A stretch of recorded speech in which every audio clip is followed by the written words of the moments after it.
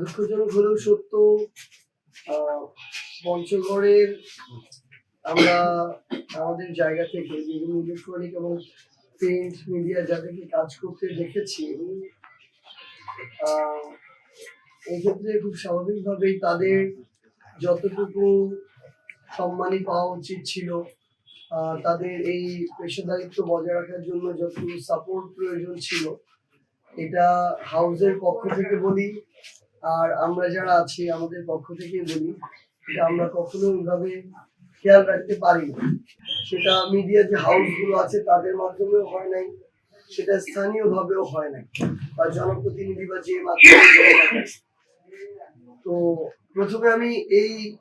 ওয়াদাটা করতে চাই আপনাদের সামনে যে আল্লাহ যদি আমাদেরকে সুযোগ দেন তাহলে আমি অবশ্যই আমাদের পুরো বাংলাদেশের ইলেকট্রনিক এবং প্রিন্ট মিডিয়ায় যারা কাজ করে থাকেন তাদেরকে কিভাবে একটি বেতন কাঠামোতে আনা যায়,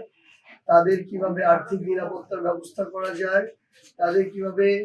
সামাজিক, অর্থনৈতিক, পারিবারিক সুরক্ষার মধ্যে আনা যায় এবং এটা রাষ্ট্রীয়ভাবে কিভাবে আনা যায়